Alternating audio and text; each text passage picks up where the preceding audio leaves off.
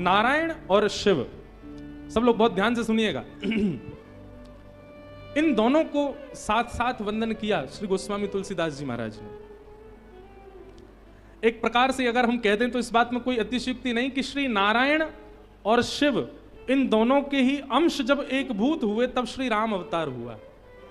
अगर राम जी को आप गंभीरता से देखेंगे तो नारायण अंश और शिव अंश दोनों का दर्शन आपको राम जी में हो जाएगा। एक कथा आती है कि एक बार श्रीमन नारायण भगवान अपने वैकुंठ क्षेत्र में शेष नाग पर पौड़े नेत्र बंद करके चिंतन कर रहे थे, और तभी चिंतन करते करते उनको दर्शन कैसा हुआ, आहा, जटाजूट पर सुंदर रुद्राक्ष लपेटे हुए बाल चंद्रमा विराजमान हैं, गंगा जी प्रवाहित हो रही हैं, त्रिनेत्र हैं, त्रिपुंड लगाया हुआ है, जटाएं बिखरी हुई हैं, नीलकंठ है, गौर वर्ण है। एक बात याद रखिएगा, महादेव का स्वरूप कैसा है, गौर वर्ण के हैं श्री महादेव।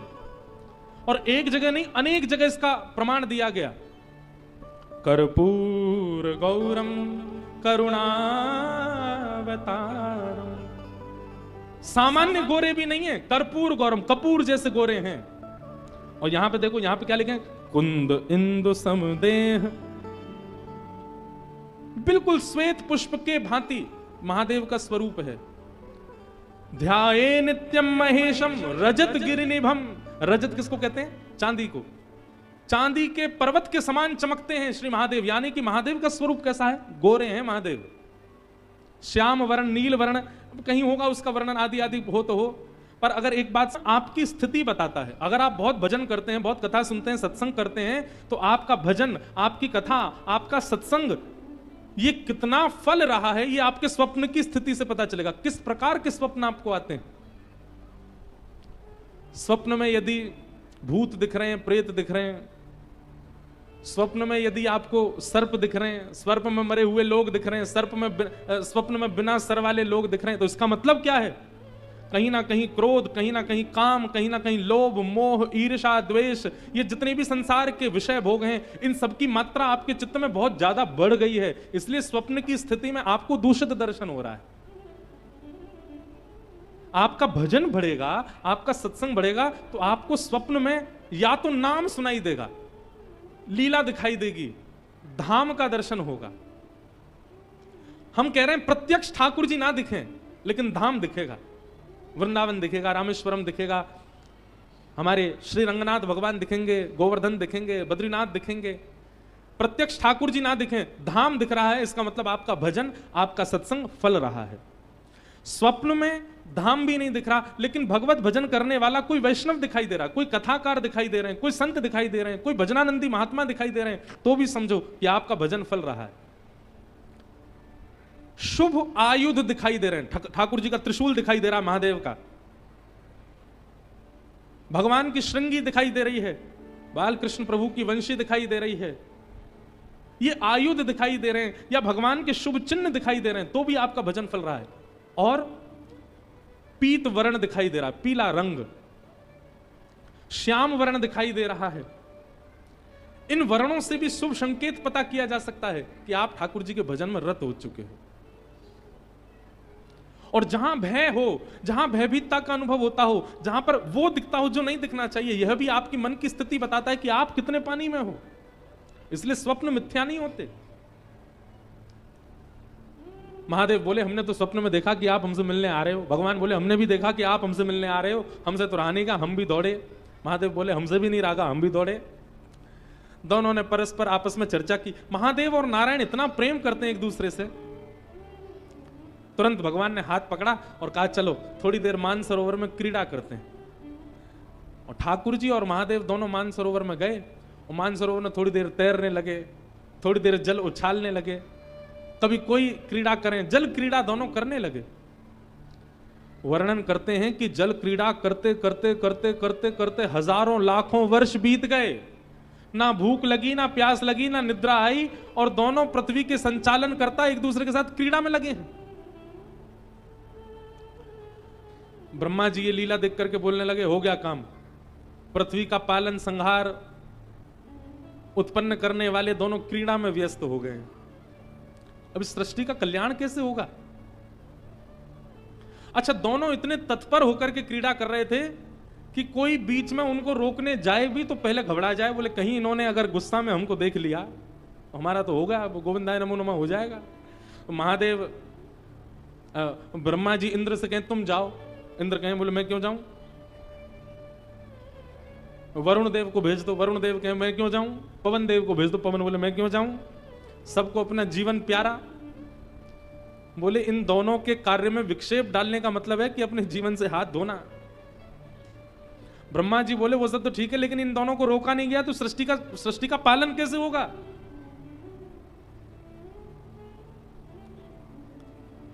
हजारों युक्तियां सोच ली, लेकिन किसी भी कारण से, किसी भी प्रकार से महादेव और ठाकुर जी इतने तत्पर होकर के खेल रहे हैं कि उनकी क्रीड़ा रुकी ही नहीं।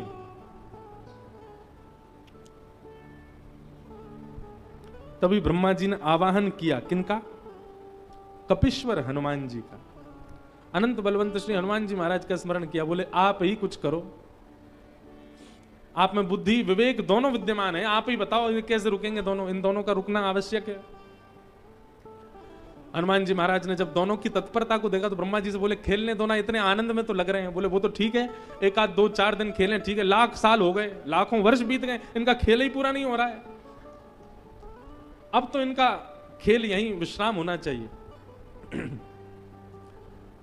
हनुमान जी महाराज बोले इन दोनों को एक ही कारण से रोका जा सकता है, क्या? ऐसा कुछ किया जाए जो इन दोनों को ही अति प्रिय है। बहुत ध्यान से सुनिएगा। हनुमान जी महाराज बोले महादेव को अति प्रिय है राम नाम। यदि कोई एक बार राम कहता है तो कहते हैं कि महादेव अपनी पदवी छोड़ करके दौड़ करके जाते हैं, और जब तक मुख से मां निकलता है तब तक महादेव सामने आकर के सुन लेते हैं, इतना प्रिय है राम नाम। और उतना ही प्रिय राम नाम भगवान नारायण को भी है।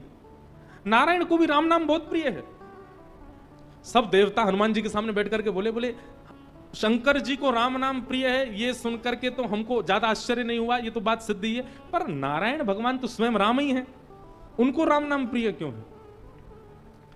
नारायण भगवान को राम नाम प्रिय क्यों है? को प्राप्त किया, इसी नाम के आश्रय से ध्रुव ने इनको प्राप्त किया, इसी नाम के आश्रय से गोस्वामी तुलसीदास जी इनको प्राप्त करेंगे। भगवान कहते हैं कि बिना नाम आश्रय के भक्त मेरे समीप नहीं आ सकते, इसलिए भगवान को अपना नाम ही बहुत प्रिय है। क्यों? ये नाम ही सबको समेट समेट करके मेरे पास लेके आता है, इसलिए ठाकुर जी को अपना ही नाम बहुत प्रिय है। एक व्यक्ति ने मुझसे प्रश्न किया, बोले महाराज जी दुनिया के लोग राम जी के सामने ही जाके चिल्लाते हैं जय जय श्री राम, राम जी को अच्छा लगता होगा? उन्हीं का नाम उन्हीं के सामने जाकर के चिल्लाने से राम जी को प्रिय लगता होगा? कि मेरे चरणों का आश्रय प्रदान किया, इसलिए मुझे मेरा ही नाम बहुत प्रिय है।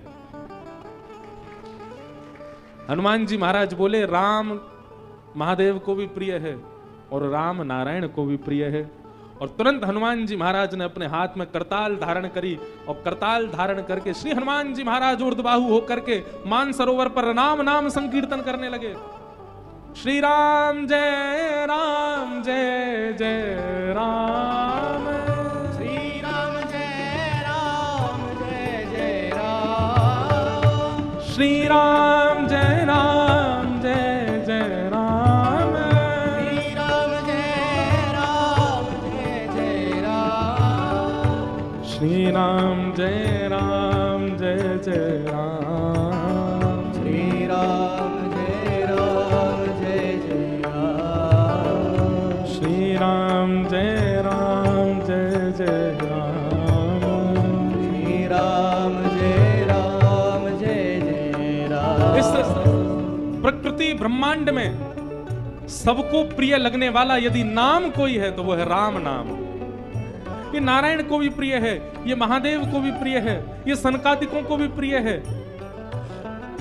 ये हनुमान जी को भी प्रिय है, जगदम्बा पराम्बा श्री सीता जी को भी प्रिय है, श्री लक्ष्मण जी को प्रिय है, भरत जी को प्रिय है। अरे भैया और कहां तक कहूं, ये राम नाम हमारे वृंदावन बिहारी लाल को भी प्रिय है और श्री किशोरी जी को भी प्रिय है, अति प्रिय है राम नाम। वृंदावन में भी जब कोई राम कहता है तो राम शब्द में दोनों युगल प्रकट हो जाते हैं। रा कहते ही श्री किशोरी जी राधा और मां कहते ही माधव। राम जब आप कहते हैं तो एक प्रकार से आपका युगल नाम संकीर्तन हो जाता है, इसलिए राम नाम सबको प्रिय है। श्री राम जय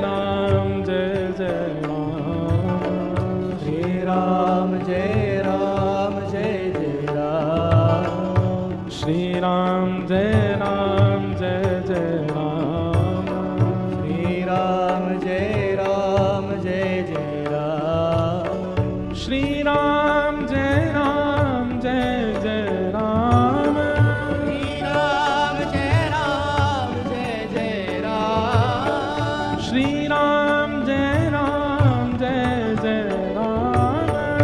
श्री राम जय राम जय जय राम। श्री राम जय राम जय जय राम। श्री राम जय राम जय जय राम। श्री राम जय राम जय जय राम। श्री राम जय राम जय जय राम। वंदौ नाम राम रघुवर के, वंदौ नाम सब गाओ। राम रघुवर गोस्वामी तुलसीदास जी महाराज, वंदौ नाम राम रघुवर को, वंदौ राम रघुवर को। हेतु कृशानु भानु हिम कर को, हेतु महामंत्र जोई जपत महेशु,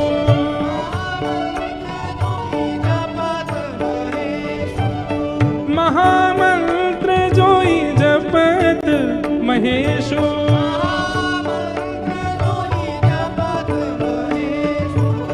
काशी मुक्ति हेतु उपदेशु,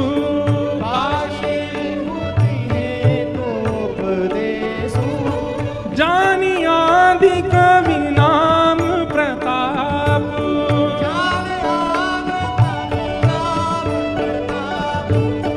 भयउ सुध करी उलटा जापू,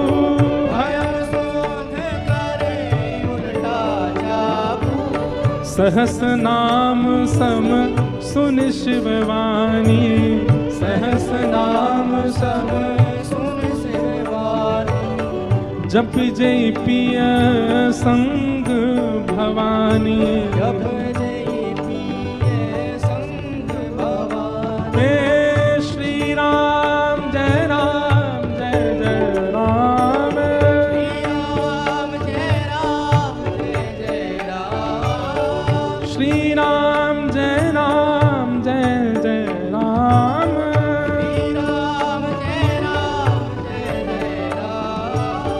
हर्ष हेतु हेरी हर ही को, हर्ष हेतु हेर हरि को। किए भूषण तिय भूषण ती को, भूषण दिए भूषण दिए को। नाम प्रभाव जान शिवनी को, नाम प्रभाव जान शिवनी को। कालकूट फलु दीन अमी को, कालकूट फलु दीन अमी को। श्री राम जय राम जय जय राम। श्री राम जय राम जय जय राम। श्री राम जय राम जय जय राम। श्री राम जय राम जय जय राम। श्री राम जय राम जय जय राम। नाम राम से बड़ा राम का नाम। जैसे ही हनुमान जी महाराज ने मान सरोवर पर बैठ करके नाम का गुणगान गाना प्रारंभ किया, राम नाम की ध्वनि को प्रारंभ किया करने लगे, और वही राम नाम जब नारायण भगवान ने श्रवण किया, नेत्र बंद हो गए, और उस नाम के सहारे चरणों को प्राप्त करने वाले समस्त भक्तों का चिंतन नारायण भगवान के चित्त में प्रकट हो गया। उनकी क्रीड़ा भी वहीं विराजमान हो गई। तुरंत निकल करके बाहर आए, सब भक्तों का चिंतन करके भाव विह्वल भगवान हो गए। मेरी सबरी कहाँ है, मेरा विभीषण कहाँ है, मेरे हनुमान कहाँ है, मेरे कपिध्वज कहाँ हैं, मेरे कपीश्वर कहाँ हैं। और उस नाम के प्रभाव से लाखों वर्षों से चली आ रही वो क्रीड़ा वहीं विराजमान हो गई। सब देवताओं ने हनुमान जी को प्रणाम किया। हनुमान जी महाराज बोले, हमें प्रणाम मत करो, प्रणाम करना है तो राम के नाम को प्रणाम करो, नाम को वंदन करो।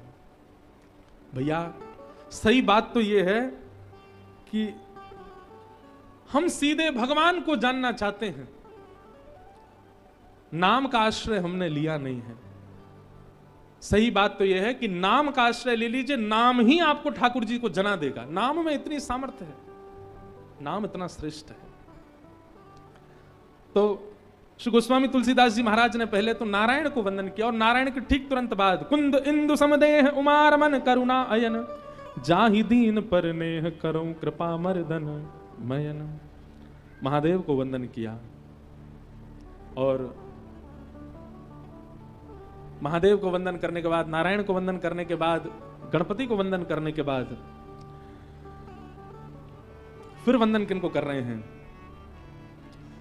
वंदौ गुरुपद कंज कृपा सिंधु नर रूप हरि, महामोह तम पुंज जासु वचन रवि कर निकर, वंदौ गुरु पद पदम परागा। ऐसे गाओ, बिना ताल के गाओ।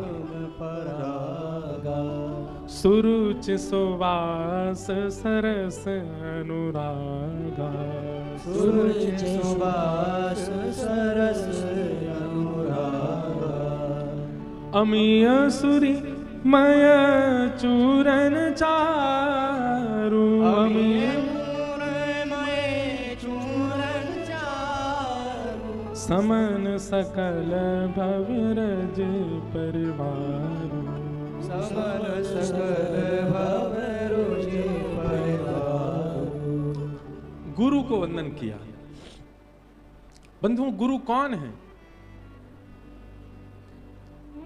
जैसे ठाकुर जी ने हम सबका निर्माण तो किया, हम सबको नेत्र प्रदान किए, नासिका प्रदान की, जिह्वा दी, कान दिए, हाथ दिए, पैर दिए, सकल शरीर प्रदान किया ठाकुर जी ने। परंतु इस शरीर से अपना कल्याण करने का जो मार्ग है वो गुरु ही बता सकते हैं। सीधी बात है, रसोई घर में टमाटर भी हैं, आलू भी हैं, भिंडी भी हैं, नमक भी है, मसाले भी हैं, मिर्च भी हैं, सारी व्यवस्थाएं हैं, पर उन व्यवस्थाओं को व्यवस्थित करके साग बनाना जो सिखाए वो गुरु है। भगवत प्राप्ति की सारी व्यवस्थाएं भगवान ने हमको जन्म से देकर के भेजी हैं। ठाकुर जी ने हाथ दिए, पैर दिए, नेत्र दिए, नाक कान सब कुछ प्रदान किया है ठाकुर जी ने। ये सब वह वस्तु हैं जिनसे भगवत प्राप्ति बड़ी सहजता से हमें हो सकती है। मतलब सब्जी सारी दे के भेजा है ठाकुर जी ने हमको, पर सब्जी को बनाना गुरु सिखाते हैं। इन नेत्रों से हम कैसे ठाकुर जी का दर्शन करें, कानों से कैसे श्रवण करें, हाथों से कैसे सेवा करें, चरणों से कैसे प्रदक्षिणा करें, यह तो गुरु सिखाएगा। अब देखो, हमारे सामने सब संगीतज्ञ महामुनिंद्र बैठे हैं, जो भैया वायलिन बजा रहे हैं, भैया बेंजो बजा रहे हैं, ये हमारे महाराज जी तबला बजा रहे हैं। सारे साज एक से बढ़कर के एक हैं। ये भैया कीबोर्ड बजा रहे हैं, कीबोर्ड 2-4 लाख रुपए का आता होगा बाजार में। वायलिन भी 1.5-2 लाख रुपए का तो आता ही है, बेंजो भी इतने का ही आता होगा। सबकी कीमत बहुत है, सबका स्वर एक से बढ़कर के एक है, सब बहुत महंगे हैं और सब एक दूसरे को आकर्षित करने वाले हैं। परंतु अभी ये वायलिन भैया छोड़ करके हमारे अनुज जी बजाने लग जाएं, इसमें स्वर कैसा निकलेगा फिर? या तबला हमारे ये भैया छोड़ दें, सौरभ भैया बैठ जाएं तबला बजाने, फिर क्या बजेगा? सामग्री वही है, सामग्री का मूल्य भी उतना ही है, सामग्री का स्वर भी उतना ही है, लेकिन बजाने वाला यदि सुधी नहीं है तो उसके स्वर से किसी को प्रसन्न नहीं किया जा सकता। सही बात है कि नहीं? ठीक वैसे ही हम सब कौन हैं? हम सब साज हैं। अपने आप को जो मानना चाहो मान लो। हम तो सितार हैं, हम अपने आप को सितार मान रहे हैं। सितार में कितने तार होते हैं?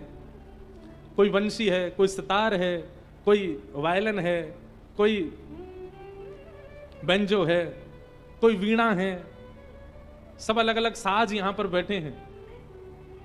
हम सबको ठाकुर जी ने परिपक्व बना करके भेजा। हमारे अंदर कोई कमी नहीं है, बिल्कुल बढ़िया हैं हम, लेकिन बस हमारे तारों को झंकृत करने वाला एक गुरु जीवन में आ जाए। हमारे इंद्रिय रूपी एक तार को भी झंकृत कर दिया, उसी तार के स्वर से ऐसा स्वर प्रकट होगा जिस पर वाहवाही संसार नहीं, जिस पर वाहवाही स्वयं श्री राम करेंगे। और जिस दिन राम जी ने वाहवाही कर दी उसी दिन हमारा इस संसार में आना सार्थक हो जाएगा। तो गुरु कौन है? ये सब गुरु बैठे हैं सामने, इनके सामने जो साज हैं, ये सब साज प्रिय इसलिए लग रहे हैं क्योंकि गुरु के द्वारा इनका वादन हो रहा है। और यही इन्हीं को हटा करके कोई और आकर के इनका वादन करने लग जाए, इनके स्वर से कोई रीझ नहीं पाएगा। ठीक वैसे ही हम हैं। हम आप सब लोग कभी सेलिब्रिटियों के अधीन हो जाते हैं, कभी संसार के विषयों के अधीन हो जाते हैं, कभी संसार की किसी वस्तु के प्रति अधीन हो जाते हैं। हमारे तार झंकृत तो होते हैं, दुनिया वाहवाही करती है, ठाकुर जी नहीं करते। ठाकुर जी वाहवाही कब करते हैं? जब किसी गुरु के अधीन हो जाते हैं। और जैसे हम किसी गुरु के अधीन होते हैं, हमारे इंद्रिय रूपी स्वर का जब जैसे ही तार छेड़ता है गुरु, हा हा, ठाकुर जी वाहवाही करते हैं, महादेव वाहवाही करते हैं।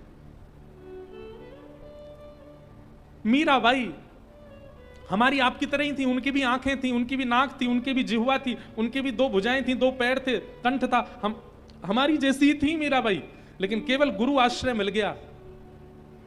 और गुरु आश्रय की वजह से भाई छोड़या बंधु छोड़या छोड़या जग सोई, साधुअन संग बैठ बैठ, साधुअन संग बैठ बैठ, लोक लाज खोई रे, मेरे तो गिरधर गोपाल दूसरो न कोई, दूसरो न कोई।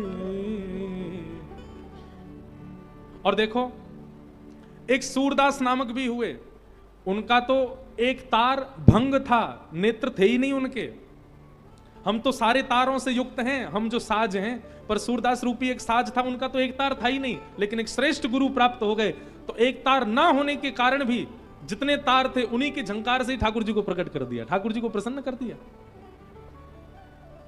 अष्टावक्र 8 जगह से वक्र थे, लेकिन गुरु कृपा से वक्र होने के बाद भी ठाकुर जी की कृपा से उनको प्राप्त हो गए। आहा,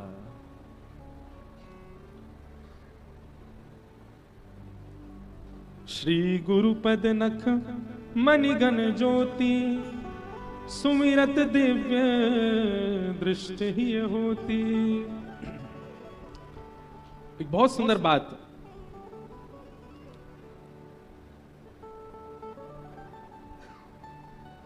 श्री गोस्वामी तुलसीदास जी महाराज अपने मंगलाचरण में कहते हैं ना, वंदे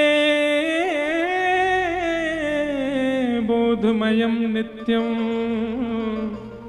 गुरुं शंकर रूपिणं, यमाश्रितो हि विक्रोपी, यमाश्रितोऽपि वक्रोपि, चंद्रः सर्वत्र वन्द्यते। कितनी सुंदर बात। गोस्वामी तुलसीदास जी महाराज कहते हैं, वंदे बोधमयम नित्यम गुरुम शंकर रूपिणम। मैं अपने गुरु स्वरूप श्री शंकर जी को वंदन करता हूं। शंकर हैं, ये तो उनकी विशेषता है ही, पर गुरु रूप हैं। यहां गुरु की महिमा बता रहे हैं। सब लोग सावधानी से इधर देखो, ध्यानपूर्वक सुनो। गोस्वामी जी महाराज कह रहे हैं कि गुरु कैसे होते हैं। बोले गुरु की कृपा कैसी होती है कि यमाश्रितो हि वक्रोपी, चंद्रः सर्वत्र वन्द्यते। अरे मैं उन गुरु की शरणागति लेने की बात कर रहा हूं जिन महादेव गुरु के शरण में वक्र चंद्रमा गया। कैसा चंद्रमा? बोले टेढ़ा चंद्रमा। वक्र चंद्रमा जिन गुरु महादेव की शरण में गया, वो वक्र चंद्रमा भी जिन गुरु की शरण में जाने के बाद सब विद्यते, सबके दृष्टि में आ गया। महादेव कैसा चंद्रमा धारण करते हैं? पूर्ण चंद्रमा नहीं, वक्र चंद्रमा। जबकि वक्र टेढ़ा एक प्रकार का दोष है, और पूर्ण चंद्रमा नहीं है, अर्ध से भी छोटा चंद्रमा। बाल चंद्रमा धारण करते हैं, इसका मतलब नहीं है पूर्ण गुणवान चंद्रमा धारण नहीं करते।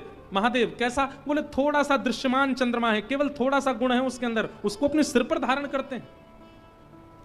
भाई यही गुरु कृपा है, जिनकी शरण जाने पर हम भले ही थोड़े से गुणवान हो, भले ही हमारा स्वरूप वक्र हो, हम टेढ़े हो, हमारे अंदर दोष भरे पड़े हो, पर गुरु शरण में जाने का यह प्रभाव मैंने देखा कि वक्र चंद्रमा महादेव के चरणों में गया और महादेव के चरणों में जाते ही उस वक्र चंद्रमा का दर्शन सबने किया।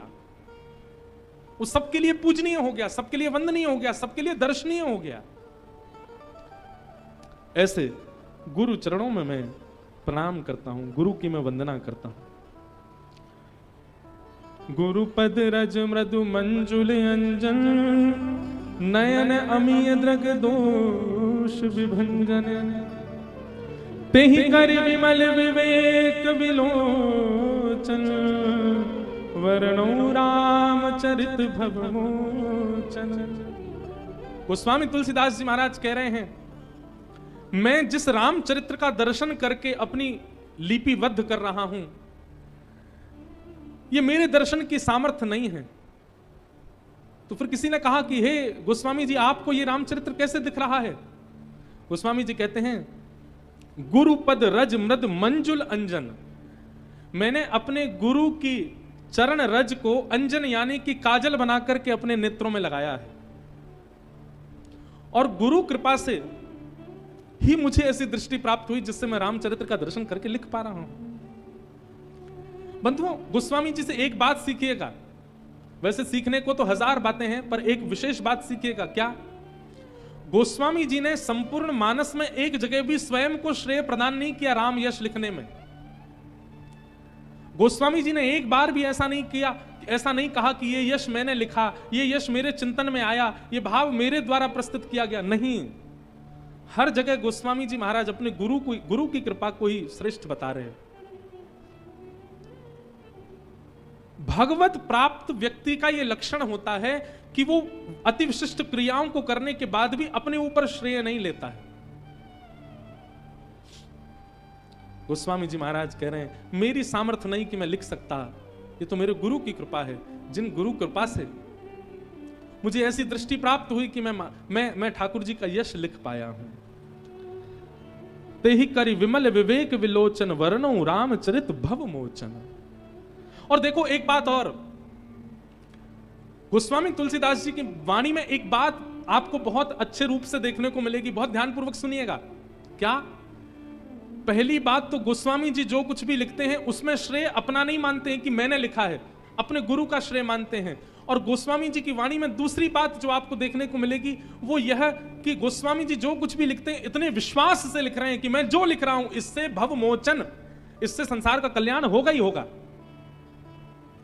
और यह विश्वास अपनी कृति पर नहीं हो सकता, गुरु की कृपा पर हो सकता है।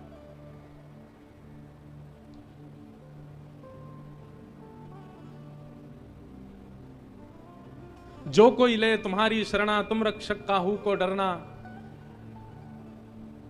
किस विश्वास के आधार पर गोस्वामी जी इस बात को कह रहे हैं कि हे हनुमान जी, आपकी जो शरण लेगा उसको किसी से डरने की आवश्यकता नहीं। हनुमान जी भी कह रहे होंगे, एक बार मुझसे तो पूछ लो कि मेरी शरण में आने वाले को इतना निर्भीक होने की आवश्यकता क्या। गोस्वामी जी किसी से नहीं पूछ रहे हैं, सीधा लिखते जा रहे हैं और इस विश्वास के साथ लिख रहे हैं कि मैं जो लिख रहा हूं इससे कल्याण होगा होगा होगा। क्यों? ये मेरी कृति नहीं है, ये मेरी गुरु कृपा है, ये मेरे गुरु का आशीर्वाद है। मुझे अपनी गुरु कृपा पर भरोसा है कि जो इसका आश्रय लेगा उसका कल्याण होगा।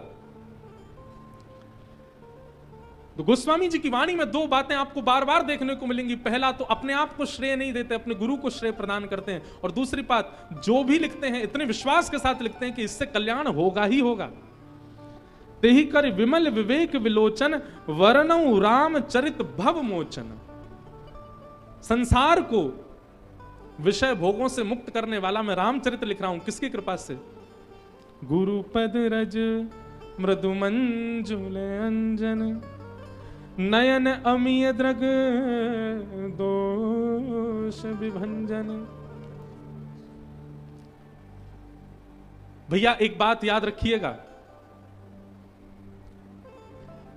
गुरु के प्रति शिष्य केवल एक वस्तु अर्पित कर सकता है, इसके अलावा कोई दान नहीं, कोई दक्षिणा नहीं, कोई वस्तु नहीं, ये बाकी जो कुछ भी आप दे रहे हो ये एक्स्ट्रा करके दे रहे हो।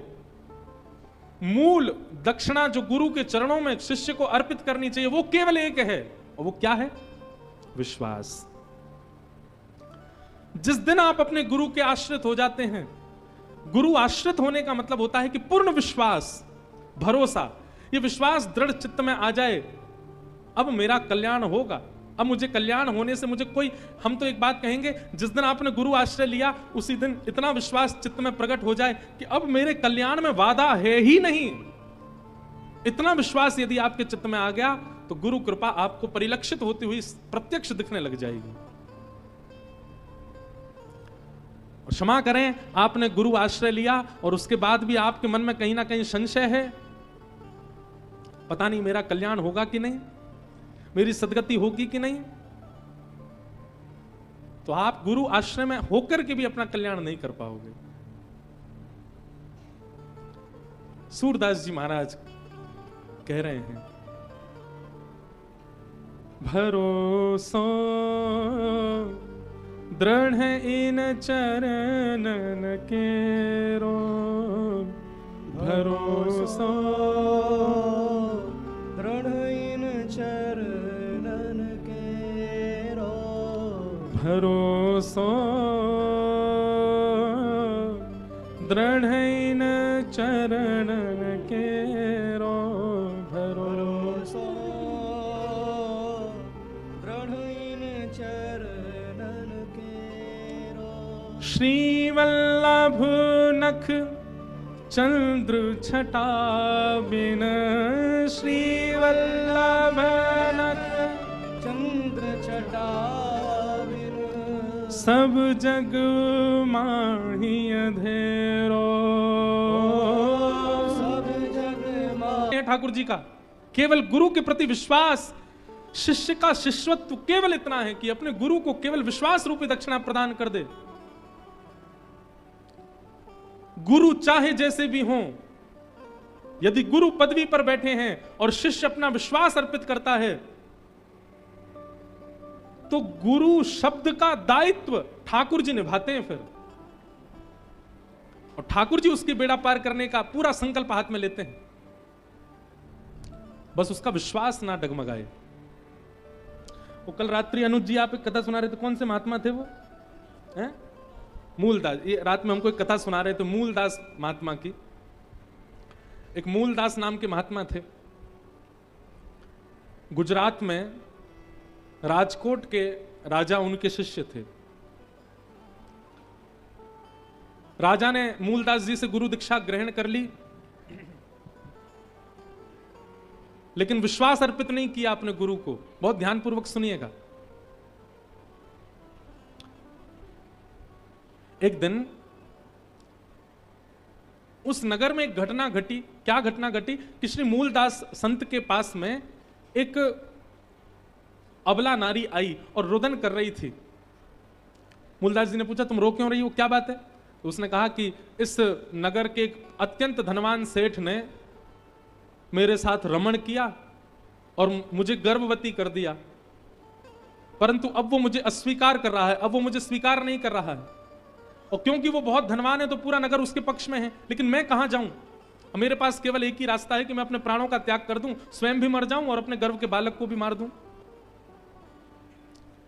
तो मूलदास जी ने उस कन्या से कहा, एक काम करो, तुम हमारे आश्रम में रह जाओ, मरने की आवश्यकता नहीं है। मृत्यु दंड क्यों देना स्वयं को, और स्वयं को दो तो दो, अपने गर्भ के बालक को क्यों दे रहे हो? हमारे आश्रम पर रह जाओ। वो कन्या बोली, कल को मेरा बालक जन्म लेगा तो मैं क्या कहूंगी कि उसके पिता कौन है? मेरा तो पूरा जीवन नरक हो जाएगा, मेरे बालक का जीवन नरक हो जाएगा। समाज को क्या बताऊंगी कि मेरे पति कौन है, मेरे बालक के पिता कौन है? और कल को बालक ने भी यदि मुझसे पूछा कि मेरे पिता कौन, तो मैं क्या बताऊंगी मेरे बालक का पिता कौन? मूलदास जी बोले, हम संत हैं, हम सबके गुरु हैं, हम सबके माता हैं, हम सबके भाई हैं, सबके बंधु हैं, सबके पिता भी हैं। कोई पूछे तो कह देना हम तुम्हारे बालक के पिता हैं। हमको अपने ऊपर हम संत केवल माला पहनने के लिए नहीं बने, हम संत केवल दक्षिणा लेने के लिए नहीं बने, हम संत केवल सम्मान सुनने के लिए नहीं बने। कोई अपमान भी करेगा तो भी हम सम रहेंगे, हम सब स्वीकार करेंगे। तुम कह देना संसार से कि हमारा बालक है, हम उसके पिता का निर्वहन करेंगे। गुरु बनना बहुत सरल है, लेकिन गुरु पद को निभाना बहुत कठिन है। इसीलिए हम गुरु दीक्षा नहीं देते। हम कहते हैं हमारी कथा ही सुन लो, क्योंकि गुरु पदवी बैठना इतना सामान्य, इतना सरल नहीं है। हमारे वृंदावन में हर वर्ष कथा होती है, तो इस बार पूज्य मलुक पीठ वाले महाराज जी की थी। तो आपसे पूर्व श्री परम पूज्य प्रातः स्मरणीय श्री तुलसी पीठाधीश्वर स्वामी श्री रामभद्राचार्य जी महाराज की 2 वर्ष तक कथा हुई। उससे पूर्व 2 वर्ष तक हमारे अयोध्या के परम पूजनीय श्रीमद जगतगुरु रामानुजाचार्य श्री राघवाचार्य जी महाराज ने कथा की। हमारे सामने आंखों देखी घटना, एक व्यक्ति वो व्यास मंच से ही महाराज जी के पीछे पड़ जाता। मैं संग में रहता था महाराज जी के, हमको दीक्षा दे दो महाराज जी, हमको दीक्षा दे दो, हमको वैष्णवी दीक्षा दे दो, हम आपके चरणों में। महाराज जी उसको बोले कल आना, वो कल आ जाए तो उसको बोले तुम रात को आना, रात को आ जाए तो कहीं सुबह आना। 3 दिन तक महाराज जी ने उसको टरकाया। एक दिन मैंने महाराज जी से कहा, मैंने महाराज जी इसको बेचारे को दीक्षा दे दो, 3 दिन से पीछे पड़ रहा है आपके। तो महाराज जी बोले पता नहीं हमारा मन सा नहीं कर रहा है देने का। मैंने कहा ऐसे मत करो महाराज जी, बेचारा कितना परेशान, ठंडी का समय, कोहरे में आता जाता है, दे दीजिए। हमारी बात मान करके महाराज जी बोले ठीक है आप कह रहे हैं तो हम दीक्षा दे देते हैं। लेकिन अच्छा है, हमको उस दिन पता चला कि संत यदि कोई काम नहीं कर रहे हैं तो इसका मतलब है ठाकुर जी कुछ अंदेशा कराते हैं। अब महाराज जी ने जैसे ही उसको दीक्षा प्रदान की, हम वहीं बैठे थे, दीक्षा देने के बाद महाराज जी ने गुरु मंत्र कान में दिया, शंख चक्र कंधे पर पधरा दिए, हवन इत्यादि आदि करके जैसी गुरु दीक्षा प्रदान की, तो गुरु दीक्षा लेने के बाद तुरंत वो व्यक्ति क्या बोला, महाराज जी अब मैं भी शिष्य बना सकता हूं ना, अब मैं भी दीक्षा दे सकता हूं ना। महाराज जी बोले देख लो इंद्रेश जी, ये 3 दिन से इसलिए पीछे पड़ रहा था ताकि दीक्षा लेकर के ये भी चेला बना सके, क्योंकि बिना दीक्षा के अधिकार नहीं मिलता दीक्षा देने का। मतलब उसने दीक्षा ही इसीलिए ली थी कि ताकि वो भी अपने शिष्य बना सके। गुरु बन जाना बहुत सरल है, पर गुरु पदवी को निभाना बहुत कठिन है। मूलदास जी ने उस कन्या से कहा तुम यहीं रहो हमारे आश्रम पर, कल को बालक जन्म ले, कोई पूछे इसके पिता कौन, हमारा नाम बोल देना, हम इसके पिता हैं।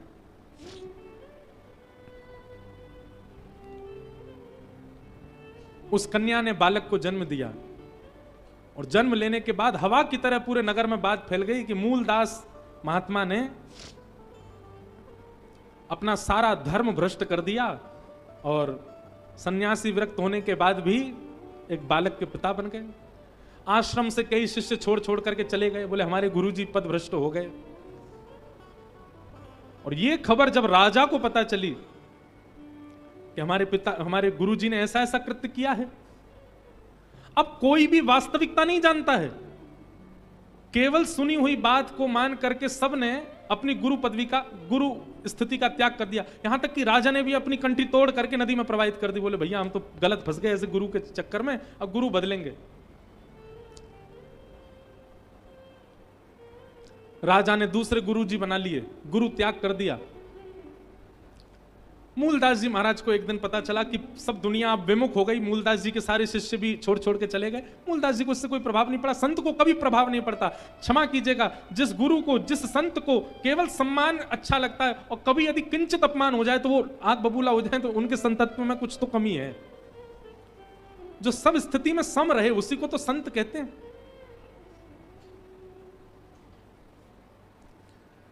मूलदास जी महाराज आज राजा के दरबार में गए, अपने शिष्य के दरबार में गए, तो राजा अपने दूसरे गुरु के सामने नीचे बैठ करके और उनसे ज्ञान उपदेश ले रहा था। मूलदास जी महाराज जैसे ही आए, राजा ने कहा आप क्यों आए हैं यहाँ पर, अब हमारा आपका कोई संबंध नहीं है, आपके प्रति मेरी कोई गुरु निष्ठा नहीं है, मेरे गुरु तो ये हैं। मूलदास जी एक मरी हुई बिल्ली लेकर के आए थे, बिल्ली को नीचे पटक दिया, और पटक करके जो नए गुरु जी बने उनसे कहा अगर तुम गुरु हो तो इस मरी हुई बिल्ली को जीवित करके दिखाओ। तो गुरु जी तो घबरा गए, बोले इनसे पंगा लेना ये कोई सामान्य नहीं है, कोई श्रेष्ठ है। नए गुरु जी तो चले गए उठ करके। मूलदास जी ने अपने कमंडल से जल लिया, जैसी छिड़का बिल्ली जीवित हो गई।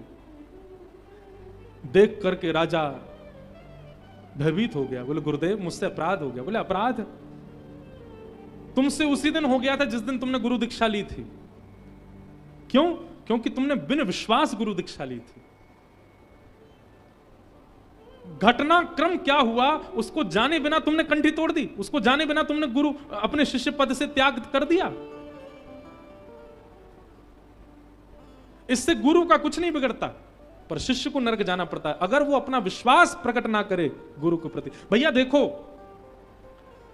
माता पिता ने बालक को जन्म दिया, बालक जन्म से ही अगर अंधा हो गया, भगवान ना करे, लेकिन जन्म से ही अंधा हो गया, क्या माता पिता को उस बालक को छोड़ देना चाहिए? और जो माता पिता उस बालक का त्याग कर देते हैं वो माता पिता घनघोर नरक में जाते हैं। क्या बालक बड़ा हुआ और उसने देखा कि मेरे माता पिता तो अत्यंत वृद्ध हो गए, अब चल फिर भी नहीं पाते, और उनको जाकर के वृद्धाश्रम छोड़ आए, ऐसे बालक को नरक जाना पड़ता है? जब माता पिता के बालक के प्रति, बालक का माता पिता के प्रति संबंध त्याग करना नरकगामी होता है, तो शिष्य गुरु के संबंध में त्याग करना नरकगामी नहीं होगा? वहां भी नरकगामी होता है।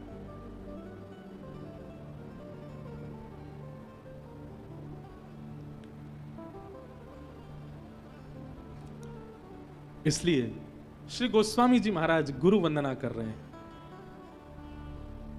गुरु पद रज मृद मंजुल अंजन नयन अमीय द्रग दोष विभंजन तेहि कर विमल विवेक विलोचन वर्णौ राम चरित भव मोचन। मेरे मन में ऐसा भाव आता है कि रामचरित्र इतना कल्याणकारी क्यों है? ये वंदना प्रसंग की वजह से। गोस्वामी जी ने किसी को नहीं छोड़ा, सबको वंदन किया और क्रम सह वंदन किया। जैसा क्रम वंदना का होना चाहिए उस क्रम से वंदन कर रहे हैं गोस्वामी जी महाराज। आपके लिए पुरानी बात होगी, पर मेरे लिए नया है, इसलिए मैं एक एक प्रसंगों को बड़े उत्साह से कहने का प्रयास कर रहा हूं। और गुरु वंदना करने के बाद, अनेक चौपाइयों में गुरु वंदना करने के बाद फिर ब्राह्मणों को वंदन किया। बंदौ प्रथम महिषुर चरणा मोह जनित संशय सब हरणा। महेश्वर वदना, ब्राह्मणों को वंदन किया। बोले भैया ये ब्राह्मण कृपा करते हैं तभी ब्रह्मण्य देव प्रसन्न होते हैं। हम पुनः कहेंगे, कल भी कहा आज भी कहूंगा, ये कोई जाति विशेष की बात नहीं है। ठाकुर जी शूद्रों को भी गले से लगाते हैं, ब्राह्मणों को भी गले से लगाते हैं। ठाकुर जी के लिए सब समान है, परंतु विधि का विधान तो वैसा ही होगा जैसा है। आपको भोजन करना है तो आप नेत्रों में दाल नहीं डालोगे, मुख में ही डालनी पड़ेगी। भले ही कान में छिद्र होता है, भले ही नासिका में छिद्र होता है, पर कान और नासिका से पानी नहीं पिया जाता, पानी जीभ से ही पिया जाता है, मुख से ही पिया जाता है। ये नियम है, उस नियम को कैसे बदलो? अब कोई कहे आपने नाक के साथ बहुत गलत किया महाराज जी। मैंने क्यों? केवल जीभ को पानी पिलाते, बेचारी नाक ने क्या बिगाड़ा? ये भी तो आपके गर्भ तक जाती है, इससे भी पानी पी के देखो, कैसे हो सकता है? आप महाराज जी कानों के साथ इतना बुरा क्यों कर रहे हो? क्यों? शहद का रस केवल जीव को ही देते हो, बेचारे कानों ने क्या बिगाड़ा? पूरी दुनिया के शब्द सुनवाते हैं, कभी कभी इन कानों में भी शहद डालो, डाल के देख लेना। नियम को यदि परिवर्तित करोगे तो नाश हो जाएगा। लेकिन हमको जितनी प्रिय जीव है उतने प्रिय कान है, जितने प्रिय कान है उतनी प्रिय नाक है।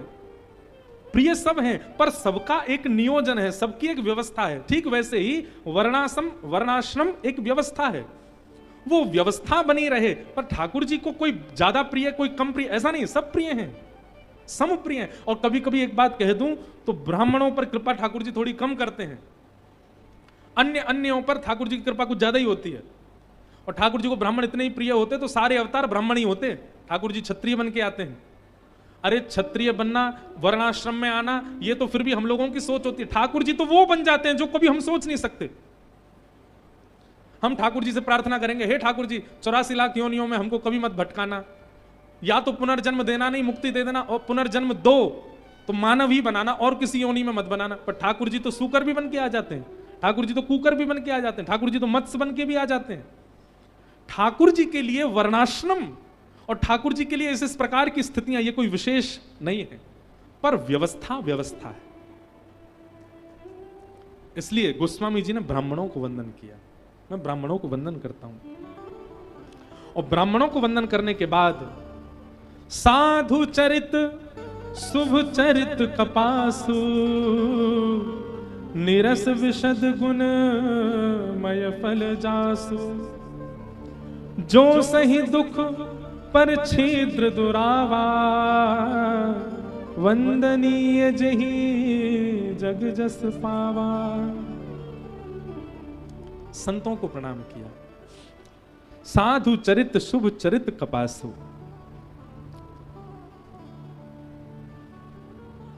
संत का जीवन कैसा होता है? एक फल की भांति होता है जो दूसरों को केवल रस प्रदान करता है, दूसरों की क्षुधा निवृत्त करता है। वृक्ष कबहु न फल भके नदी न संचय नीर परमार्थ के कारण साधु धरा शरीर। साधु कौन है? संत कौन है? परमार्थी साधु जो दूसरों के लिए जीवन जीता है, जो दूसरों को सुख प्रदान करने के लिए अपना संपूर्ण जीवन प्रदान कर देता है, वो साधु है। ऐसे साधुओं को मैं प्रणाम करता हूं जो स्वयं तो पुष्प समान हैं, पर जिसके संस्पर्श में आते हैं उसको भी सुगंधित कर देते हैं, उसको भी आनंदित करते हैं, उसको भी ठाकुर जी के सन्मुख प्रस्तुत होने के योग्य बना देते हैं। ऐसे साधु संतों को मैं प्रणाम करता हूं। संतों को प्रणाम किया, तत्पश्चात तीर्थराज प्रयाग को प्रणाम किया। तीर्थराज प्रयाग के प्रणाम के बाद मानस जी की महिमा को सुनाया, मानस जी को प्रणाम किया। फिर सत्संग को प्रणाम किया। बिनु सत्संग विवेक न होई, राम कृपा बिन सुलभ न सोई। सत्संगत मुद मंगल मूला, सोई फल सिद्धि सब साधन फूला। सठ सुध नहीं सत्संगति पाई, पारस परस कुधात सुधाई। बिनु सत्संग विवेक न होई, राम कृपा बिन सुलभ न सोई। सत्संग को प्रणाम करते हुए श्री गोस्वामी तुलसीदास जी महाराज कहते हैं कि प्रभु श्री राम की कृपा जब हमारे ऊपर होती है तो ठाकुर जी की कृपा का सबसे प्रथम चरण यही दिखता है कि हमको सत्संग प्राप्त हो जाए। बहुत सावधानी से सुनिएगा। आप कथा में बैठे हैं, यह राम जी की कृपा नहीं है। आप रामेश्वरम में बैठे हैं, यह राम जी की कृपा नहीं है। आप इस सभागार में बैठकर के कथा श्रवण कर रहे हैं, ये राम जी की कृपा नहीं है। सत्संग जो यहां से सुनाया जा रहा है वो सब आप समझ रहे हैं, ये राम जी की कृपा है। बैठे तो यहां बहुत सारे लोग हैं पर समझ में सबको नहीं आ रहा है। कभी कभी सत्संग में रावण भी बैठता था, पुलस्त ऋषि कभी कभी सत्संग करते थे, रावण भी बैठता था। पर रावण कैसे बैठता था? बोले हमको क्या सिखा रहे, हम तो सब जानते हैं, हमको क्या सीखने की आवश्यकता, हमको सबको पता है। इसलिए सत्संग मिलना किसको कहते हैं? सत्संग समझ में आना, सत्संग जीवन में उतरना, सत्संग का जीवन पर प्रभाव होना, यह सत्संग मिलना है। और ये राम जी की कृपा के बिना नहीं होता। नहीं तो कथा में आने के बाद भी सत्संग अपना प्रभाव दिखा नहीं पाता है।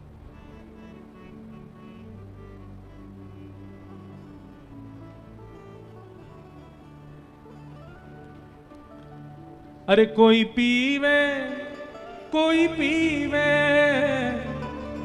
कोई पीवे कोई पीवे। बहुत सुंदर पद है।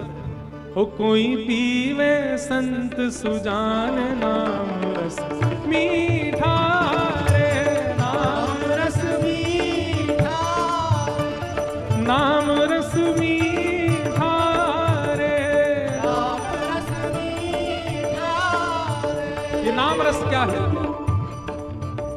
नाम रस क्या है? हम आप सब लोग कल से अब तक और अब से 31 तक क्या श्रवण करने वाले हैं? राम नाम का विस्तार ही सुनने वाले हैं। ये सत्संग नाम का विस्तार है। और ये किसी को समझ में आ जाए तो समझ जाना यही राम कृपा है। कोई पीवे कोई पीवे, कोई पीवे कोई पीवे, कोई पीवे कोई पीवे कोई पीवे कोई पीवे कोई पीवे संत सुजान नाम रस मीठा रे नाम रस मीठा नाम रस मीठा रे नाम रस मीठा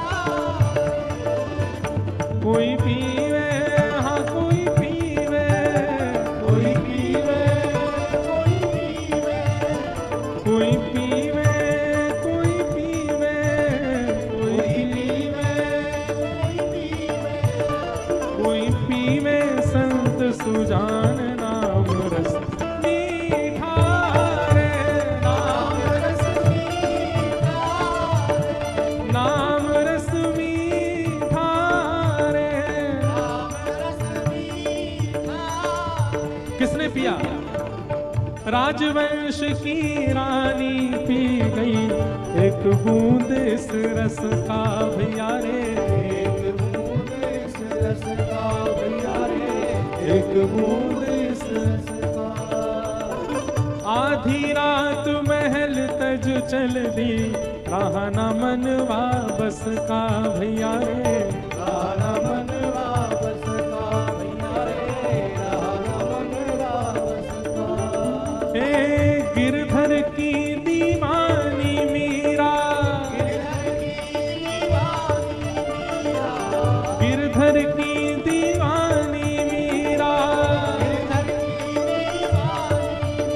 यहाँ ध्यान छूटा यश का भैया रे ध्यान छूटा यश का भैया रे ध्यान छूटा यश का भैया रे ध्यान छूटा यश का बन बन डोले श्याम दीवानी बन बन डोले श्याम दीवानी बन बन डोले श्याम दीवानी बन बन डोले क्यों श्याम दीवानी क्योंकि लागा नाम का चस्का नाम रस मीठा रे नाम रस मीठा नाम रस मीठा रे नाम रस मीठा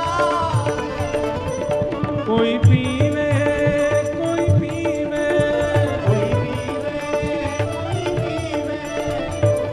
पीवे पीवे कोई पीवे कोई पीवे कोई पीवे संत सुजान नाम रस मीठा रे नाम रस मीठा नाम रस मीठा रे नाम रस मीठा राजा रामचंद्र भगवान की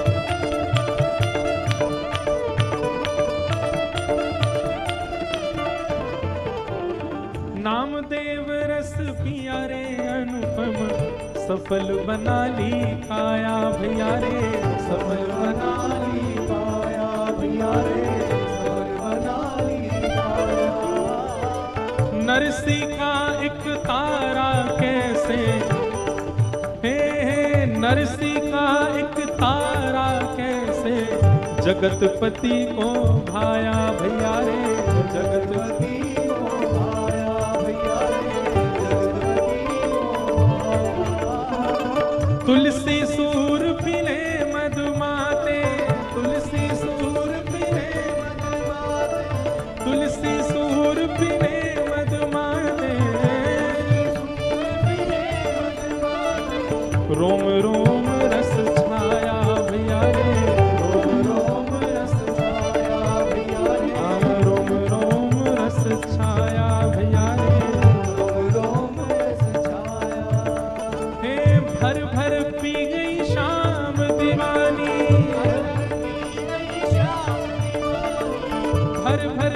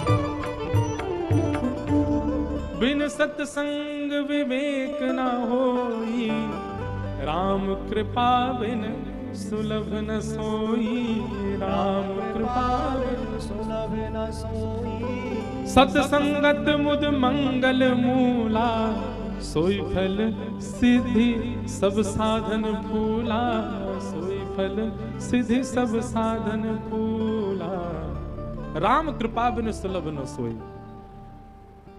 गोस्वामी तुलसीदास जी महाराज कहते हैं कि मैं सत्संग को प्रणाम करता हूं, क्योंकि इसी सत्संग से दुर्जन व्यक्ति सज्जन हो जाता है और सज्जन व्यक्ति भगवत प्राप्ति के लिए अग्रसित हो जाता है। सत्संग कल्याण की जड़ है। जिसने भी सत्संग का आश्रय लिया, ऐसा हो ही नहीं सकता कि उसका कल्याण ना हुआ हो।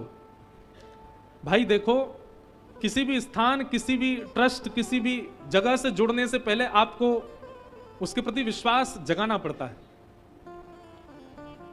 पर सत्संग के प्रति तो जितनी कहानियां कह दी जाएं, जितनी बात बता दी जाएं, सब में एक बात सिद्ध हो जाएगी, जिसने भी सत्संग का आश्रय लिया उसका कल्याण हुआ ही हुआ है। किसी को भी उठा लीजिए, ये तो आंख बंद करके विश्वास करने वाला स्थान है सत्संग, कि यहां यदि एक बार आ गए और मन लगा करके वक्ता को सुन लिया, कल्याण निश्चित है। भगवान भी नहीं रोक पाएंगे आपके कल्याण को। ये सत्संग का प्रभाव है। इसलिए मैं सत्संग को प्रणाम करता हूं और सत्संग को प्रणाम करने के बाद संतों को पुनः प्रणाम करके अब गोस्वामी जी महाराज सज्जनों को प्रणाम कर रहे हैं। वंदौ संत असज्जन चरणा। आहा, देखो ये गोस्वामी जी ही कर सकते हैं क्या? केवल सज्जनों को प्रणाम करते तो मन में एक भाव गोस्वामी जी के आया, बेचारे असज्जन लोगों को क्यों छोड़ दिया जाए, उनको भी प्रणाम करो। तो जो सज्जन हैं उनको तो प्रणाम कर रहे हैं और असज्जनों को भी प्रणाम कर रहे हैं। बोले क्यों? बोले दोनों एक ही काम करते हैं। बोले क्या? बंदौ संत असज्जन चरना, दुख प्रद उभय बीच कछु वरना, बिछुरत एक प्राण हर ले, बिछुरत एक प्राण हर ले, मिलत एक दुख दारुण दे, मिलत एक दुख दारुण दे। गोस्वामी जी कहते हैं मैं सज्जन और दुर्जन दोनों को प्रणाम करता हूं, सज्जन और असज्जन। बोले दोनों को प्रणाम कर रहे हैं। सज्जनों को स्वच्छंद प्रणाम करते, असज्जनों को अलग से कर ले, एक संग क्यों कर रहे हैं? बोले गुरु कृपा से गोस्वामी जी महाराज के चित्त में ऐसा भाव आ रहा है कि सज्जन और असज्जन एक प्रकार से एक ही स्थिति प्रदान करते हैं। बहुत ध्यान से सुनो कैसे। बोले बिछुरत एक प्राण हर ले। बोले सज्जन व्यक्ति जब मिलता है और कुछ दिन संग रहने के बाद जब दूर होता है तो ऐसा लगता है हमारे प्राण जा रहे हैं क्या। और दूसरा कैसा है? बोले असज्जन व्यक्ति ऐसा है जिसके मिलने पर दुख दारुण दे। एक के बिछुड़ने पर दुख मिलता और एक के मिलने पर दुख मिलता, दोनों ही दुख देते हैं। इसलिए दोनों को एक साथ प्रणाम करता हूं, असज्जन दुर्जन दोनों को प्रणाम। एक महाराष्ट्र के एक राजा थे, बहुत ध्यान से सुनना।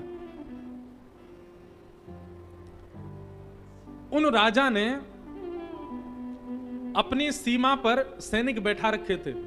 ऐसी बिल्कुल ऐसी ही चर्चा मधुकर शाह ओरछा के राजा की भी सुनाई देती है, थोड़ी कम। ओरछा के राजा ने भी अपनी सीमा पर सैनिक बैठा रखे थे, पर दोनों राजाओं की एक समानता थी कि सैनिकों के हाथ में आयुध नहीं है। सैनिकों के हाथ में क्या है? दिया, बत्ती, रोरी, चावल, माला। सैनिकों को माला देकर के, दिया बत्ती देकर के, रोरी चावल देके अपनी सीमा पर बैठा रखा। बोल क्यों? कोई भी संत जा रहा हो उनको जाकर के तिलक करना, आरती करना, माला पधराना, और तुम्हारा एक ही काम है क्या? किसी भी प्रकार से, चाहे जबरदस्ती करनी पड़े, चाहे कुछ करना पड़े, संत को एक रात्रि तो नगर में लेके आना है। ये सब सैनिकों को सेवा दे रखी है। सब लोग इधर देखो।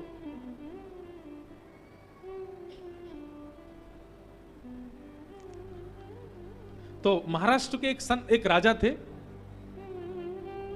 उन्होंने अपने सैनिकों को लगा रखा था सीमा पर, जो भी संत हमारे नगर के बाहर से जा रहे हैं वो सबको प्रणाम करना, चंदन रोरी करना, माला पहनाना और उनसे निवेदन करना कि वो हमारे नगर में आवे। एक बार राजा की लॉटरी लग गई। कैसी लॉटरी लगी? कम से कम 1000-1500 संत एक टोली में पंढरपुर दर्शन करने के लिए जा रहे थे। जैसे ही उस राजा के नगर में आए तो सैनिकों ने जाकर के कहा, बोले राजन धन्य है, धन्य है। बोले क्या हो गया? बोले 1, 2, 10, 15 संत नहीं, आज तो 1200-1300 संतों की टोली आई है। आजकल के लोग हों तो महाराज सुन के घबरा जाएं। हमसे लोग पूछते हैं, महाराज जी कथा करवानी है, करवाओ, कितने लोग आएंगे आपके साथ? हम कहते हैं 20-25 लोग तो आएंगे। थोड़े कम नहीं हो सकते? थोड़े कम कर दीजिए। हमारे संगीतज्ञ भाई बंधुओं में से 6-7 की क्या आवश्यकता, नहीं कम कर दो, 2-3 ही आ जाएंगे। कई लोग ऐसा भी कहते हैं। और वर्णम पंच विप्राणाम, 5 ब्राह्मणों की क्या आवश्यकता, एक ही लिए आइए। ऐसे लोग जब आते हैं तो हमारा मन होता हम अकेले ही आ जाएंगे, बस खुश हो जाओ। हम देखो व्यक्तिगत रूप से किसी से नहीं कह सकते कोई मिले तो, लेकिन हम मंच से कह सकते हैं, अरे कोई ब्रजवासी आ रहा है, कोई संत आ रहा है, कोई महापुरुष आ रहा है, कोई वक्ता आ रहा है, तो उससे तो ये कहो भैया जितने ज्यादा वैष्णव आप ला सको लेके आओ, हमको सेवा का सौभाग्य मिलेगा। और जो यहीं पर काट छांट करने लग जाते हैं, बोले अब नेक थोड़े लोग कम कर दो, ऐसे कर दो, ऐसे, ये क्या बात को कथा करा रहे हो? हमारे पूज्य श्री मलुकपीठ वाले महाराज जी, उनके संगीतज्ञ कम हैं, संग में विप्रदेव कम, पर संत एक बस भर के संत चलते हैं साथ में। महाराज जी कहते हैं जहां भी कथा होती है, प्रथम जो श्रोताओं की आगे वाली पंक्ति उसमें संत ही बैठते हैं, पीछे वाले चाहे सोएं, चाहे रोएं, चाहे उठें, चाहे जाएं, कोई मतलब, हम उन्हीं को कथा सुनाते रहते हैं। मैंने महाराज जी हमारा भी मन होता हम भी ऐसे ही करें, हम भी कुछ 50-60 संतों को लेकर चलें, उन्हीं को ही आगे बैठा कर उन्हीं को ही कथा सुना। उनका काम ही यही कथा सुनो, उठेंगे भी नहीं, रोएंगे भी नहीं, कहीं जाएंगे भी नहीं, चाय भी नहीं पिएंगे, केवल कथा सुनेंगे। कथा सुनाने में अच्छा लगता है। तो सैनिकों ने राजा से जाकर के कहा, बोले महाराज धन्य हो गए आज तो। बोले क्या 10, 5, 15 संत नहीं आए हैं, आज तो संतों की टोली आई है, 1200-1300 संत आए। राजा के नेत्र सजल हो गए, बोले अब तो रज रज के सेवा करूंगा संतों की। राजमहल खोल दिया। संतों ने कहा महलों में नहीं रहते, महलों में रहने से भजन नहीं होता, हमारे लिए कुटिया बनवाओ। राजा के लिए क्या कमी, उसने कुटिया बनवा दी? नहीं, सब संतों की महाराज कुटिया बनवा दी। जैसी इच्छा चाहे वैसी प्रसादी की व्यवस्था, वैसी भोजन की व्यवस्था, वैसी जल की व्यवस्था। एक रात्रि संत रहे, राजा ने खूब सेवा करी। दूसरे दिन समस्त संत प्रातः काल उठ करके स्नान आदि करके अपना सब संध्या वंदन तिलक आदि लगा करके सब तैयार हो गए। राजा चरणों में प्रणाम। बोले आप कहां जा रहे हैं आप? बोले हम सब जा रहे हैं पंढरपुर, जिसके लिए आए हैं, दर्शन करने जा रहे हैं। राजा बोला महाराज 3 दिन बाद नवरात्रि प्रारंभ होने वाली है, और नवरात्रि का पावन पर्व मेरे घर में प्रारंभ हो और संत मेरे घर से चले जाएं, ये तो अशुभ संकेत है। मेरी आप सबसे प्रार्थना है, आप अभी मत जाइए। नवरात्रि की 9 रात्रियों को पावन करके उसके बाद दशहरा को आप लोग प्रस्थान कर जाइएगा। कम से कम इतनी मेरी भाव स्वीकार कर लीजिए, आप जैसी व्यवस्था कहेंगे मैं सब करूंगा। संत महापुरुष बोले भैया यानी बड़ी सेवा करी, 9 दिन की तो बात है, कह रहा है तो उसके यहां रुक जाओ। सब संत बोले भैया तुम्हारा प्रेम इतना अच्छा लगा हमको, हम रुक जाएंगे। और 9 दिन के लिए सब संत रुक गए। अब जैसे जैसे दिन घटे, 4 दिन हो गए, अब 3 ही दिन रह गए, 2 ही दिन रह गए, 1 ही दिन रह गए। राजा रात में सोचने लगा कल ये सब चले जाएंगे, अब क्या करूं मैं। संत सब तैयार, बोले भैया आज विजयदशमी, हम लोग सब लोग जा रहे हैं और बढ़िया जाएंगे पंडरीनाथ भगवान का दर्शन करेंगे। बोले महाराज विजयदशमी के दिन इतने सारे संत मेरे यहां आए और दशमी पूर्ण होने के बाद एकादशी का यदि व्रत मेरे स्थान पर करके नहीं गए तो। संत बोले 2 दिन की बात और है, रुक जाते। 2 दिन और रुक गए। तभी महाराज देखा कि राजा बड़ी व्यवस्थाओं में लगा था, खूब सारी व्यवस्थाएं कर रहा था, खूब सारे हलवाइया। संतों ने कहा भैया ये काय की व्यवस्था कर रहे हो? बोले अरे मेरे यहाँ इतने संत आए हैं, कुछ ही दिनों में शरद पूर्णिमा आने वाली है और शरद पूर्णिमा की रात्रि होगी, महाराज का यहाँ पर सुंदर वाचन होगा, भागवत जी के रासपंच अध्याय की कथा होगी, आप सब संत बैठे। बोले हम तो सब कल जा रहे हैं। बोले ऐसे कैसे चले जाएंगे? शरद पूर्णिमा मेरे नगर में मन रही है और संत यहाँ से चले जाएं? आप सबसे मेरी प्रार्थना कम से कम शरद पूर्णिमा तक तो यहीं रुकिए। अभी कितने सुंदर सुंदर पर्व आएंगे, गोपाष्टमी होगी, शरद पूर्णिमा होगी, दीपावली होगी, गोवर्धन पूजा होगी, इतने सुंदर पर्वों में क्षमा कीजिए मैं राजा बनकर के हठ पूर्वक आपको कह रहा हूं आप लोग यहां से जा नहीं सकते। संत एक दूसरे का मुख देखने लगे, बोले भैया ये तो विचित्र ही हो गई बात। लेकिन संतों को इतनी सेवा प्राप्त हो रही थी कि कुछ संत तो राजा की रजा में राजी हो जाते थे। बोले कोई बात नहीं, कह रहा है तो रुक जाते हैं, कोई कमी तो कर नहीं रहा, हमारा भजन भी बन रहा है, भोजन भी बन रहा है, सब कुछ तो हो रहा है। करते करते करते महाराज चैत्र का महीना आ गया, वो संत गए ही नहीं। चैत्र का महीना आया, बोले महाराज अब तो रामनवमी आने वाली है, ऐसे कैसे चले जाओगे? अब तो हनुमान जन्मोत्सव होगा, ऐसे कैसे आप चले जाएंगे? अरे सीता नवमी आने वाली है, आपको कैसे जाने दूंगा? ऐसे ही सब उत्सवों के बहाने कर करके राजा ने 1 साल तक संतों को अपने यहां से जाने ही नहीं दिया। संत सब आपस में बैठे, बोले राजा रोज रोक लेता हमको। 1 वर्ष निकल गया, इसलिए साधु बने हम लोग, इसलिए महात्मा बने, इसलिए अयोध्या से निकले थे। पंडरीनाथ भगवान का दर्शन नहीं हुआ 1 साल, एक राजा के और दक्षिणा में और उसके व्यंजनों में इतने मोहित हो गए हम सब। बोले काम करो, क्या? सुबह राजा उठे उससे पहले यहां से भग चलो, उसको पता ही नहीं चलेगा, हम सब चले जाएंगे। सब संत बोले ये ठीक है, लेकिन वे सब जानते नहीं थे क्या, दिन भर तो राजा उनकी सेवा करता तो रात भर पहरेदारी करता था। जैसे ही संत सब अपने शिविर से बाहर निकल के आए तो राजा तलवार हाथ में लिए, महाराज बिल्कुल सेवा में तत्पर खड़ा है, संतों को कोई दिक्कत नहीं हो जाए, दंडवत करने लगा। बोले आप सब इतनी रात को क्यों उठ गए, आप सब सो क्यों नहीं रहे? रोने लगा राजा, बोले मेरे यहां कोई पीड़ा हो गई कि आप सब सो नहीं पा रहे हैं? सब संत बोले भैया प्रेम जाल में फंस गए हम लोग, तो अब कैसे जाएं यहां से? सब संतों ने राजा से कहा देखो, अगर तुमने हमको अब नहीं जाने दिया तो हम सबके हृदय को कष्ट होगा, और संतों के हृदय को यदि कष्ट होता है तो भगवत अपराध बनता है, और भगवत अपराध बनने से भगवत विमुख हो जाता है जीव। तुम्हारे अंदर जितनी भक्ति है, जितने भाव हैं, सब नष्ट हो जाएंगे यदि हम लोगों को कष्ट पहुंचाओगे तो। इसलिए हम तुमसे प्रार्थना कर रहे हैं, हमको जाने दो।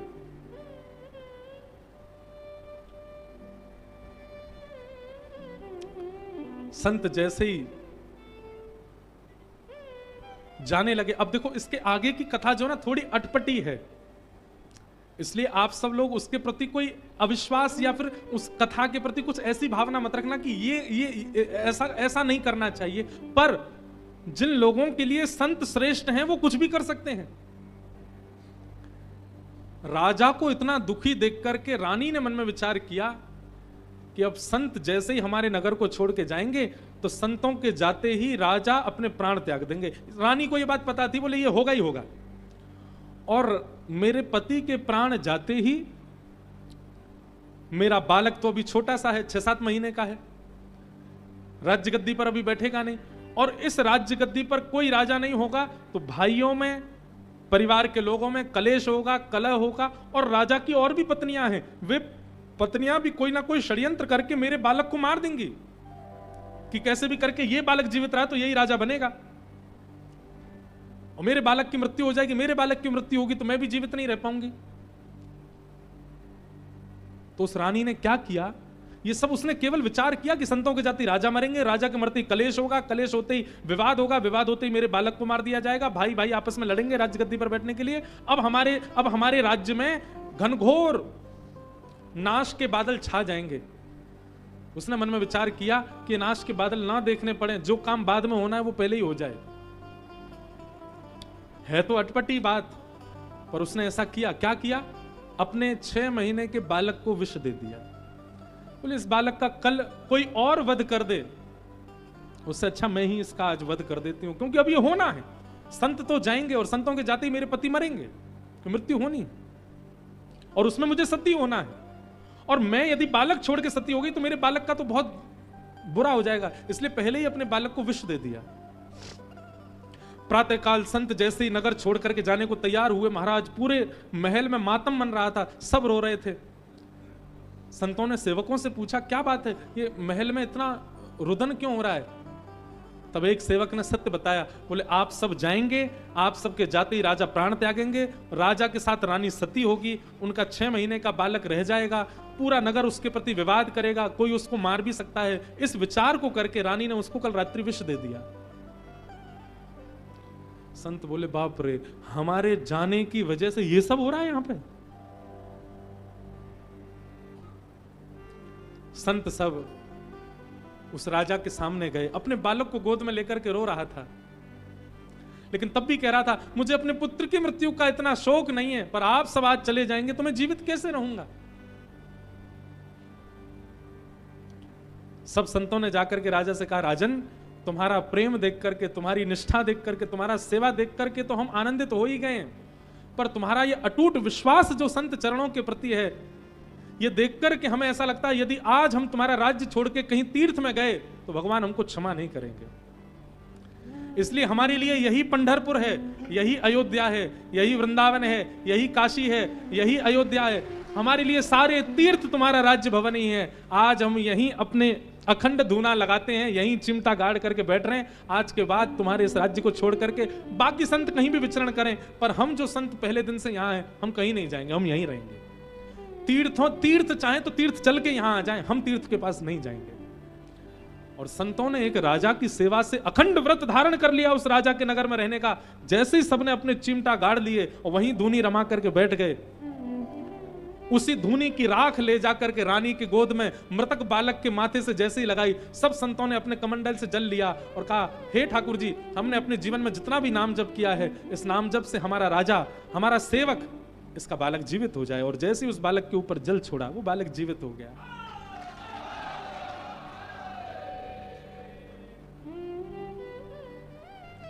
ये केवल सुन लीजिए, क्योंकि आज की डेट में ऐसी निष्ठा संत चरण में होना हो ही नहीं सकती। क्षमा कीजिएगा, बिन बताए बिन बुलाए कोई संत आपके घर पर आकर के आपका गेट खटखटा देना और आप द्वार खोल करके देखो, पीत वस्त्र में, हाथ में चिमटा लिए, त्रिपुंड लगाए, जटाजूट धारण किए, एक झलक देख करके तो पहले किवाड़ बंद करोगे, भीतर लगा के लॉक, भीतर जाके सबसे पहले 100 नंबर डायल करोगे, सुनो हमारे द्वार पे कोई आगे खड़े हैं और ये जरूर हमको कुछ वो लग रहे हैं, पति को पहले सतर्क कर देंगे, उसको सतर्क। ठीक है, भले ही वो कैसा भी हो, पर आपका सबसे पहला क्रम उसको प्रणाम करना नहीं होगा, अपनी सावधानी करना होगा। जबकि भक्तमाल जी और सब शास्त्रों ने यह कहा है, संत भले ही अपने स्वभाव व्यवहार से कैसा भी हो, लेकिन उसकी भेष और आवरण यदि संत का है, आपको उसके प्रति सम्मान की भावना ही रखनी चाहिए। हम एक बात कहते हैं, क्या रावण संत का रूप धारण करके आया, सीता जी उसको पहचान नहीं पाई क्या? वे जगदम्बा हैं, वे पराम्बा हैं, वे जगत जननी हैं, वे साक्षात राम वल्लभा हैं, वे रावण को नहीं पहचान पाई? पहचान गए, वे पहचान गई थी रावण को, लेकिन केवल भेष के सम्मान के लिए, क्योंकि भेष संत का, साधु का धारण किया है, भेष के सम्मान के लिए सीता हरण हुआ और रावण सीता जी को लेकर के लंका गया। ये संपूर्ण रामायण ही केवल इसीलिए हो गई, संपूर्ण राम रावण युद्ध ही केवल इसलिए हो गया क्योंकि भेष का सम्मान किया है किशोरी जी ने। अभी पूज्य श्री मलुकपीठ वाले महाराज जी घर पर कथा कर रहे थे, सुख रामायण भागवत में जो 2 अध्याय की राम कथा है उसका वर्णन कर रहे थे। वहां महाराज जी ने एक बहुत अच्छी बात कही, बहुत सावधानी से सुनिएगा। समय क्या हो गया? अरे क्षमा कर दो, हमें भूख लग रही होगी आपको, 1:30 बज गया, हमको पता ही नहीं चली। रुको, अभी हम विश्राम कर रहे हैं, एक बात और कहते हैं फिर विश्राम करते हैं। क्या है ना कि अभी हम नए नए वक्ता हैं राम कथा के, तो हमको बहुत ज्यादा विस्तार से बोलने में अच्छा लग रहा है। पहले जब हम नए नए भागवत के वक्ता बने तब भी हम बहुत विस्तार से बोलते थे, अभी भी बोलते हैं, पर अब बहुत सारी चर्चाएं हो जाती हैं। पर राम कथा का अभी मंगलाचरण ही चल रहा, अभी वंदना प्रसंग ही चल रहा। अभी तो राम कथा प्रारंभ कल से होगी, शिव विवाह होगा कल कथा में, परसों राम जी का जन्म होगा, आदि आदि सब होंगे। तो महाराज जी ने एक बहुत अच्छी बात बताई,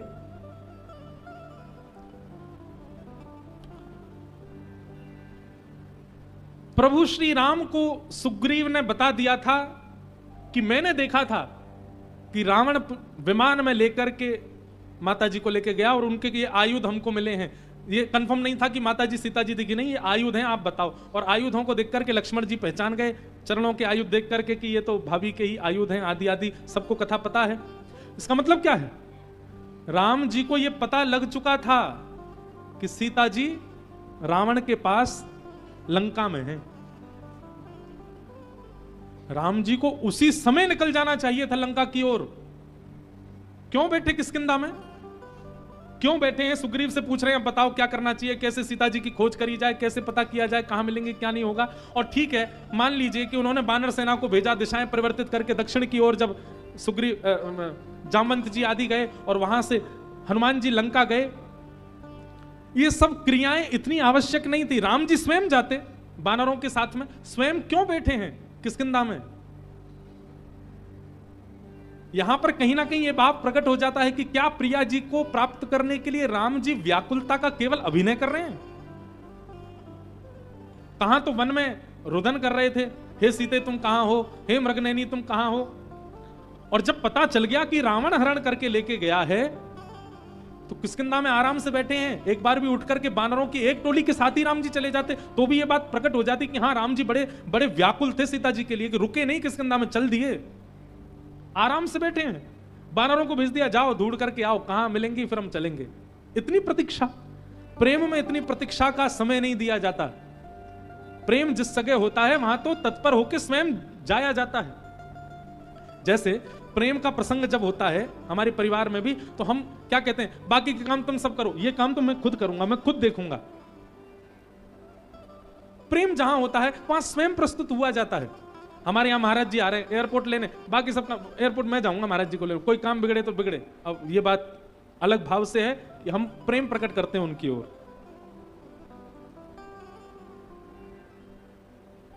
प्रेम जहां होता है वहां तो स्वयं प्रस्तुत हुआ जाता है, दूसरों को थोड़ी भेजा जाता है।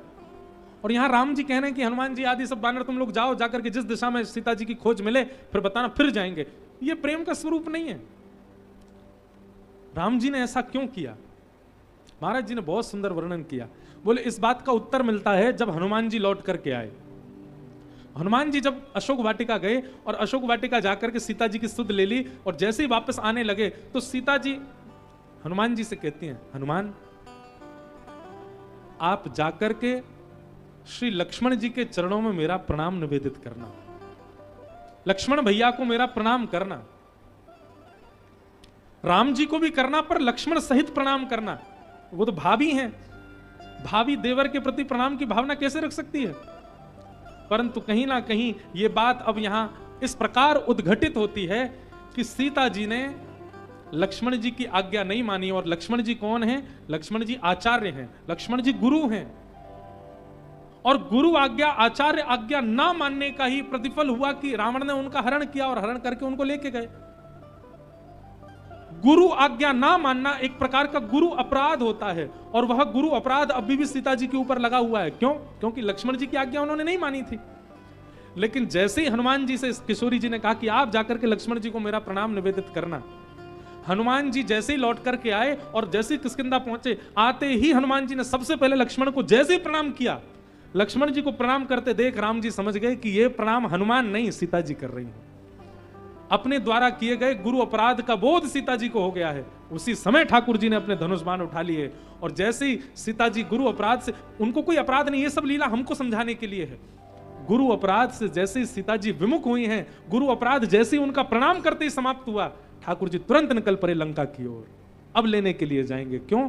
क्योंकि अब गुरु अपराध नष्ट हो चुका है, अब वैष्णव अपराध समाप्त हो चुका है, अब संत अपराध से सीता जी पूर्ण रूपेण विमुक्त हो चुकी।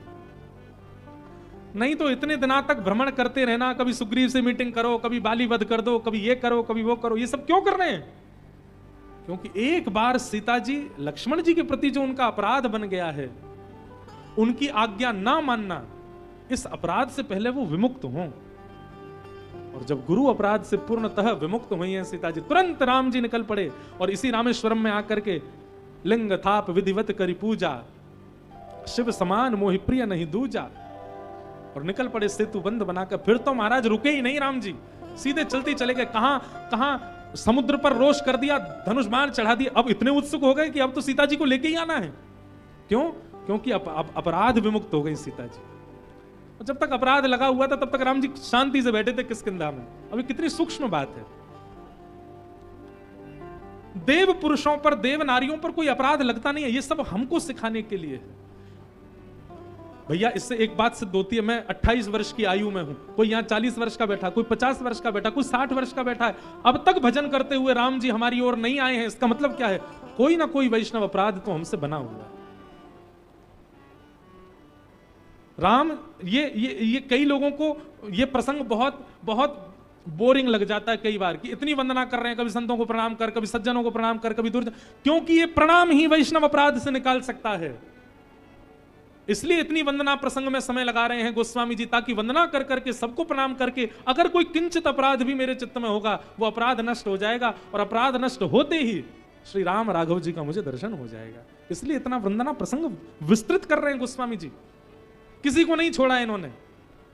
वंदौ संत असज्जन चरणा, दुख प्रद अभय बीच कछु वरना, विछुरत एक प्राण हर ले, मिलत एक दुख दारुण दे। सज्जनों को दुर्जनों को वंदन किया, किसी में दोष को न देखना, यह स्थिति हो चुकी है किनकी? गोस्वामी जी की। जड़ चेतन गुण दोष में विश्व कीन करतार, संत हंस गुण गहन पय, पय परिहरि वरि विकार बारि विकार, संत हंस गुण गहन पय, परिहरि वारि विकार। इस प्रकार किसी में दोष गुण ना देखते हुए सबको प्रणाम कर रहे हैं। जड़ चेतन जग जीव जत, सकल राम मैं जान, वंदऊ सबके पद कमल सदा जोर जुगपान। देव दनुज नर नाग खग, प्रेत पितर गंधर्व, वंदऊ किन्नर रजनीचर, कृपा करहूं अब सर्व।